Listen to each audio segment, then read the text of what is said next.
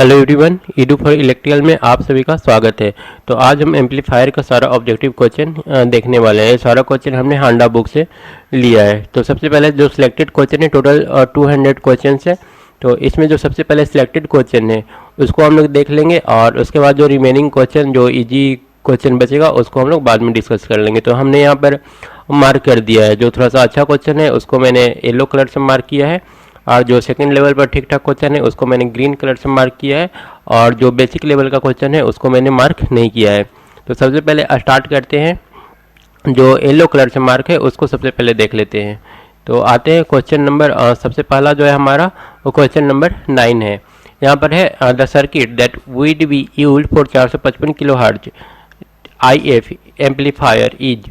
कौन सा सर्किट है जो 455 किलो हर्ट्ज फ्रीक्वेंसी पर यूज्ड होता है? तो 9 नंबर का सही आंसर हो जाएगा सी, वीडियो एम्पलीफायर। 455 किलो हर्ट्ज के लिए हम लोग वीडियो एम्पलीफायर यूज करते हैं। उसके बाद आते हैं क्वेश्चन नंबर 13 में। 13 बोल रहा है in case of amplifier which coupling gives the highest gain. इसमें से बोल रहा है कौन सा कपलिंग सबसे ज़्यादा गेन प्रोवाइड करता है। तो क्वेश्चन नंबर 13 का हमारा आंसर हो जाएगा ए, ट्रांसफार्मर कपलिंग सबसे ज़्यादा गेन प्रोवाइड करता है। उसके बाद आते हैं क्वेश्चन नंबर 15 में। 15 बोल रहा है इन RC couple amplifier low frequency response is improved with. RC coupled amplifier में लो फ्रीक्वेंसी किसके द्वारा इम्प्रूव किया जा सकता है? तो 15 का सही आंसर हो जाएगा डी, हायर कपलिंग कैपेसिटर का वैल्यू लेकर के। उसके बाद नेक्स्ट हम लोग का क्वेश्चन है question number 25 in a resistance loaded amplifier. Resistance loaded amplifier में the gain decreases at high frequency. High frequency पर गेन डिक्रीज कर जाता है, उसका क्या वजह है? ठीक है, रेजिस्टेंस लोडेड एम्पलीफायर में हाई फ्रीक्वेंसी पर गेन डिक्रीज क्यों करता है? तो 25 का हम लोग का सही आंसर हो जाएगा A, of decreasing reactance of the stray city. ठीक है, ऑफ डिक्रीजिंग रिएक्टेंस ऑफ सीटी। उसके बाद आते हैं क्वेश्चन नंबर 27 में in a resistance load amplifier the gain decreases at low frequency. Low frequency पर भी गेन हम लोग देखते हैं डिक्रीज करता है। तो लो फ्रीक्वेंसी पर गेन डिक्रीज होने का वजह क्या है? तो क्वेश्चन नंबर 27 को सही आंसर होगा ए, इंक्रीजिंग रेजिस्टेंस ऑफ सीसी। उसके बाद नेक्स्ट हम लोग का जो क्वेश्चन आता है वो है question number 38 which of the following amplifier use a variable capacitor for tuning. Tuning के लिए वेरिएबल कैपेसिटर इसमें से कौन एम्पलीफायर यूज करता है? तो 38 का हम लोग का सही आंसर हो जाएगा ए, RF। ठीक है, रेडियो फ्रीक्वेंसी एम्पलीफायर। उसके बाद आते हैं हमारा क्वेश्चन नंबर है 40 which amplifier will be referred for highest gain. Highest gain के लिए हम लोग कौन सा एम्पलीफायर रेफर करते हैं? तो क्वेश्चन नंबर 40 का सही आंसर हो जाएगा सी, कैस्केड एम्पलीफायर। ठीक है, कैस्केड एम्पलीफायर से डिफरेंट है कैस्केड एम्पलीफायर, इसका सबसे ज़्यादा गेन होता है। उसके बाद है एक cascade amplifier will have higher cutoff frequency. ठीक है, equal to that of single stage amplifier. बोल रहा है कैस्केड एम्पलीफायर का जो हायर कटअप फ्रीक्वेंसी होगा वो किसके बराबर होगा? तो 41 का हम लोग का सही आंसर हो जाएगा B, class A B, sorry यहाँ पर B, less than that of single stage amplifier. जो कैस्केड एम्पलीफायर है उसका हायर कटअप जो होगा वो less than single stage amplifier होगा। उसके बाद आते हैं नेक्स्ट क्वेश्चन। क्वेश्चन नंबर हमारा है 38 सॉरी कर चुके हैं। उसके बाद आते हैं क्वेश्चन नंबर 56 में which of the following method can not be used to increase the bandwidth for cascade RF amplifier stage. इसमें से कौन सा ऐसा मेथड है जो कि बैंडविड्थ को इंक्रीज कराने के लिए यूज नहीं होता है, और कहाँ पर इंक्रीज कराना है? RF एम्पलीफायर में। तो 56 का हमारा सही आंसर हो जाएगा A, wave trap in each stage. ठीक है, क्वेश्चन नंबर फिर से दोहरा लेते हैं which of the following method can not be used to increase the bandwidth for cascaded RF amplifier stage. RF amplifier stage को कैस्केड करते समय उसके बैंडविड्थ को बढ़ाने के लिए इसमें से कौन सा यूज नहीं होता है? तो वेव ट्रैप इन इस स्टेज यूज नहीं होता है। बाकी इसके अलावा स्टैगर ट्यूनिंग है, यूज कर सकते हैं।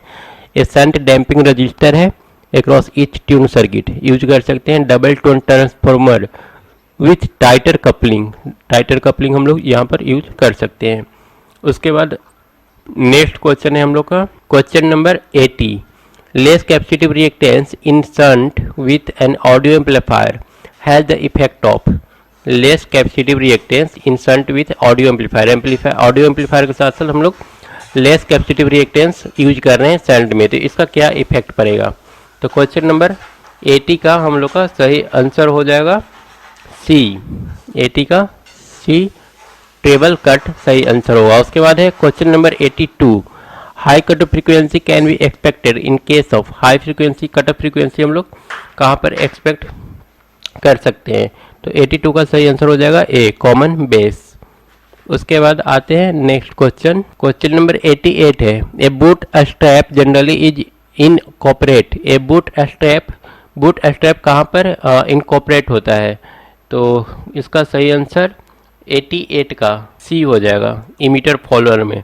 उसके बाद है a low frequency response of amplifier is mainly limited by. Low frequency response amplifier का किसके द्वारा लिमिटेड होता है। तो 89 का सही आंसर हो जाएगा बी, बाईपास कैपेसिटर। उसके बाद आते हैं नेक्स्ट क्वेश्चन। नेक्स्ट हमारा क्वेश्चन नंबर 92 बोल रहा है the bandwidth of a differential amplifier is comparable to that of. Bandwidth जो है डिफरेंशियल एम्पलीफायर का वो किसके कंपेरेबल होता है, किसके साथ उसका कंपेयर किया जा सकता है। तो 92 का सही आंसर होगा ए, वो कंपेरेबल होता है कैस्केड एम्पलीफायर के। उसके बाद हमारा क्वेश्चन नंबर 108 है, for an amplifier the coupling method which give the highest gain. कौन सा कपलिंग मेथड है जो कि जिसका गेन सबसे ज़्यादा होता है। तो क्वेश्चन नंबर 108 का सही आंसर हो जाएगा ए, ट्रांसफॉर्मर कपलिंग एम्पलीफायर। उसके बाद 103 नंबर है, the 45 degree system refer to stereo 4। 45 degree system किस टाइप का स्टेरियो को रेफर करता है। तो 103 का सही आंसर हम लोग का हो जाएगा बी। उसके बाद नेक्स्ट हम लोग का जो क्वेश्चन है 120 में बोल रहा है a signal containing frequency component of 445 kilohertz to 465 kilohertz is to be amplified, which of the following amplifier will be suitable for this purpose. इस पर्पस के लिए कौन सा एम्पलीफायर सुटेबल है। ठीक है, फ्रीक्वेंसी का कंपोनेंट का रेंज कितना है, 445 किलो हर्ट्ज से 465 किलो हर्ट्ज। तो इसका सही आंसर हो जाएगा, ये हमारा क्वेश्चन नंबर 120 है, डी इसका सही आंसर होगा, transformer couple tune amplifier using transistor. ठीक है, उसके बाद आते हैं क्वेश्चन नंबर 126 में, the Q of a single tune LC circuit is lower. The quality factor जो होता है सिंगल ट्यून एलसी सर्किट का वो लो होता है। व्हेन कब ए लो होता है, एलसी सर्किट का जो क्वालिटी फैक्टर है वो कम कब होता है। तो 126 का सही आंसर हो जाएगा C, shunt RD is reduced. Shunt में जो लगा हुआ आरडी है उसको अगर हम लोग रिड्यूस कर देंगे तो क्वालिटी फैक्टर डिक्रीज कर जाएगा। उसके बाद क्वेश्चन नंबर 132 है, the coupling capacitor used in RC coupled triode amplifier is usually A. Coupling capacitor का नाम बताना है which is used in RC coupled triode amplifier. तो आरसी कपल्ड ट्रायोड एम्पलीफायर में इसमें से कौन सा यूज करते हैं। तो इसका सही आंसर हो जाएगा 132 का सी। उसके बाद आते हैं क्वेश्चन नंबर 135 में, which component of RC coupled amplifier is mainly responsible for fall of gain in low frequency range। Which component of RC coupled amplifier is mainly responsible for the fall of gain in low frequency range। Low frequency range में RC coupled amplifier का gain down होने का वजह क्या है। तो इसका सही आंसर हो जाएगा कपलिंग कैपेसिटर, बी इसका सही आंसर होगा। तो ये था हम लोग का सबसे डिफिकल्ट लेवल वाला क्वेश्चन। उसके बाद आते हैं मीडियम लेवल का जो क्वेश्चन है उसे हमने ग्रीन कलर से मार्क किया है, उसको हम देख लेते हैं। सबसे पहले question number 2, if the operating point of a NPN transistor amplifier is selected in saturation region it's likely to result in. अगर हम लोग ऑपरेटिंग पॉइंट को सैचुरेशन रीजन सेलेक्ट कर लें तो आउटपुट पर क्या इफेक्ट पड़ेगा। तो 2 का सही आंसर हम लोग का हो जाएगा B, clipping of output in the positive half में क्लिपिंग देखने को मिलेगा। उसके बाद क्वेश्चन नंबर 6 है, the signal handling capacity of amplifier will be high when the operating point is selected. Operating point क्या सिलेक्ट करेंगे तो हम लोग का सिग्नल का हैंडलिंग कैपेसिटी जो होता है वो हाई होगा। तो इसका सही आंसर हो जाएगा मिडल ऑफ एक्टिव रीजन, 6 का सही आंसर हो जाएगा डी। उसके बाद आते हैं क्वेश्चन नंबर 9 में, ए transistor amplifier with 85% efficiency is. 85% efficiency किसका होगा। तो इसका सही आंसर हो जाएगा क्लास सी का। उसके बाद आते हैं question number 12 A class A amplifier is the one in which I flow all time. इसका सही आंसर हो जाएगा सी, क्लास ए एम्पलीफायर में I current all time flow करते रहता है। उसके बाद आते हैं question number 17, emitter batch depend on. Emitter batch जो होता है वो किस चीज़ पर डिपेंड करता है, तो इसका सही आंसर हो जाएगा आई। उसके बाद 19 नंबर क्वेश्चन है, ए transistor date can be used in enhancement mode. इसमें से कौन सा ट्रांजिस्टर है जो इन्हांसमेंट मोड में यूज किया जा सकता है, तो 19 का सही आंसर हो जाएगा डी। ठीक है, 19 का मॉसफेट हो जाएगा। उसके बाद in general the gain of amplifier is, gain amplifier का गेन क्या होता है, तो वो हो जाएगा कम्प्लेक्स। उसके बाद आते हैं क्वेश्चन नंबर 23। 23 बोल रहा है a I G F E T is A, तो ये हो जाएगा स्क्वायर लॉ डिवाइस, बी इसका सही आंसर हो जाएगा। उसके बाद आते हैं क्वेश्चन नंबर 24 में which class of amplifier has the least distortion, सबसे कम डिस्टॉर्शन किस में होता है, तो इसका सही आंसर हो जाएगा क्लास ए में। उसके बाद नेक्स्ट हमारा क्वेश्चन है question number 30, the bandwidth of A audio amplifier extend from 20 to 20,000 hertz, इसका सही आंसर सी हो जाएगा। उसके बाद the noise figure F of amplifier is defined, noise figure वो किस तरह से डिफाइन करते हैं, तो ऊपर में डी हो जाएगा सही आंसर। ऊपर में एस आई एन है और नीचे में S naught by N naught, ठीक है, इसका रिवर्स। उसके बाद आते हैं question number 32, the gain of amplifier with feedback is A बटा 1 माइनस ए बीटा, इसका सही आंसर डी हो जाएगा। उसके बाद है an ideal voltage amplifier should have, तो 33 नंबर का सही आंसर हम लोग का सी हो जाएगा। आर इनपुट इन्फिनिटी और R output 0। And ideal current amplifier should have, तो करंट एम्पलीफायर के लिए, आइडियल करंट एम्पलीफायर के लिए आर इनपुट 0 और आर आउटपुट इन्फिनिटी हो जाएगा।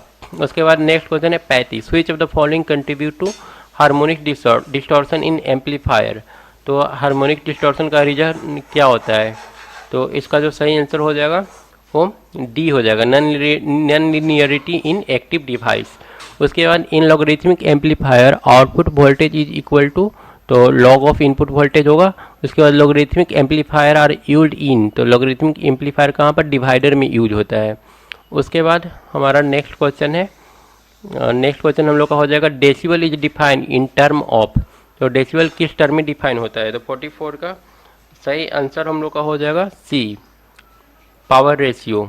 उसके बाद 45 है, which of the following statement is false, push pull signal are equal and opposite in phase, तो ये सही है हमारा, class A B operation can not be used in push pull, तो ए गलत है, बी इसका गलत है, तो बी सही आंसर हो जाएगा 46 का, तो 46 का सही आंसर बी होगा। 47 ए पुशफुल एम्पलीफायर बैलेंस आउट, तो 47 का सही आंसर ऑड हार्मोनिक को ये बैलेंस कर लेता है।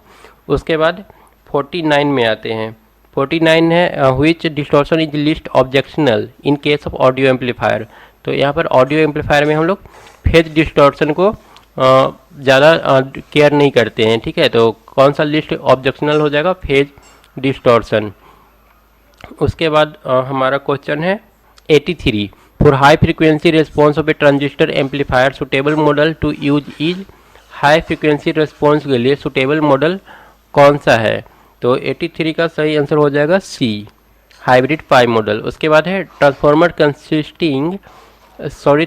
Coupling in transformer amplifier circuit provide high efficiency, transformer coupling का जो इफिशियंसी होता है वो हाई होता है, इसके पीछे ये रीजन क्या है, तो 84 का सही आंसर हो जाएगा डीसी रेजिस्टेंस इज लो, तो 84 का सही आंसर ये हो जाएगा।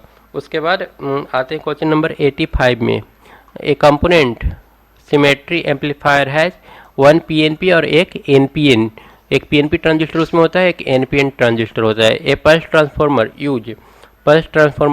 क्या यूज करता है, क्वेश्चन नंबर 87 का सही आंसर हो जाएगा ए, फेराइट कोर। उसके बाद आते हैं क्वेश्चन नेक्स्ट जो है हमारा वो है question number 93, for an ideal noise free transistor amplifier the noise factor is, ideal noise free transistor amplifier के लिए नॉइज फैक्टर कितना होता है, तो 93 का सही आंसर हो जाएगा बी। उसके बाद 96 maximum efficiency of class C amplifier, class C amplifier का मैक्सिमम एफिशिएंसी कितना होगा, तो 100% हो जाएगा। उसके बाद है maximum efficiency of class B amplifier. तो क्लास बी एम्पलीफायर का मैक्सिमम 78.5 हो जाएगा। उसके बाद है 98 harmonic distortion of the signal is produced in a RC coupled transistor amplifier. The probable source responsible for this distortion is, ठीक है, harmonic distortion of the signal is produced in RC coupled transistor amplifier, ठीक है, harmonic वहाँ पर generate होता है। The probable source responsible for distortion, इस distortion का मेन वजह क्या है, तो सही आंसर हो जाएगा ट्रांजिस्टर इट सेल्फ। उसके बाद नेक्स्ट हमारा जो क्वेश्चन है वो है 104 which of the following would apply to the audio power output stage. तो which of the following would apply to the audio power output stage. तो 104 नंबर का हम लोग का जो सही आंसर है वो हो जाएगा सी, कंप्लीमेंट्री सिमेट्री, सी इसका सही आंसर है। उसके बाद आते हैं क्वेश्चन नंबर हम लोग का 121 है। A narrow band amplifier has pass band, narrow band amplifier का पास बैंड कितना होता है, तो इसका सही आंसर हो जाएगा ए। उसके बाद question number 123 a result of negative feedback in amplifier, negative feedback का रिजल्ट क्या होता है, तो इसका सही आंसर होगा हार्मोनिक डिस्टॉर्शन रिड्यूस। उसके बाद आते हैं हमारा जो नेक्स्ट क्वेश्चन है वो है 136। तो 136 में बोल रहा है in RC coupled amplifier which of the following component is mainly responsible for harmonic distortion of the signal. Harmonic distortion का इसमें मेन वजह क्या है आरसी कपल्ड एम्पलीफायर में, तो 136 का सही आंसर हो जाएगा ट्रांजिस्टर। उसके बाद 138 नंबर क्वेश्चन, 138 में पूछ रहा है the gain of A RF amplifier with A tuned LC circuit for the collector is maximum at the resonant frequency because of, gain of RF amplifier with a tuned LC circuit for the collector is maximum at resonant frequency because of, तो इसका 138 सही answer हो जाएगा parallel resistance सी। उसके बाद 139 number question the response curve of a double tuned circuit show two peak when the transistor has, तो इसका सही आंसर हो जाएगा B tight coupling, loose coupling में एक होता है, टाइट कपलिंग में दो पिक शो करता है। उसके बाद नेक्स्ट हम लोग का क्वेश्चन है क्वेश्चन नंबर 180। तो आते हैं क्वेश्चन नंबर 180 पर। 180 बोल रहा है the collector current in question operation is zero when the amplifier working in class A operation. Collector current बोल रहा है क्वेश्चन ऑपरेशन में जीरो होगा अगर एम्पलीफायर क्लास ए ऑपरेशन में वर्क कर रहा होगा, तो ये हमारा फॉल्स है, ठीक है। उसके बाद 181 a voltage gain of transistor amplifier increases as AC load resistance increase. Voltage gain जो होता है ट्रांजिस्टर का इंक्रीज करता है एसी लोड रेजिस्टेंस के इंक्रीज करने से। 81 का सही आंसर हो जाएगा ट्रू, ये ट्रू स्टेटमेंट है। उसके बाद 185 बोल रहा है class A B operation can not be used for a push pull audio power output stage. Class A B operation can not be used for a push pull audio power output stage, तो ये हमारा false statement है। उसके बाद 187 the cut off lower cut off frequency of a two stage RC coupled amplifier is higher than its value of the single stage amplifier. बोल रहा है कि लो कट ऑफ फ्रीक्वेंसी जो होगा two stage RC coupled amplifier का और ज़्यादा होगा सिंगल स्टेज एम्पलीफायर से, तो ये हमारा ट्रू स्टेटमेंट है। तो ये हो गया सेकेंड लेवल का जो क्वेश्चन था। उसके बाद जो बाकी का जो क्वेश्चन बचा है और काफ़ी ईजी है, तो उसको हम लोग देख लेंगे नेक्स्ट वीडियो में। फिलहाल इस वीडियो को यहीं पर क्लोज करते हैं। Thank you.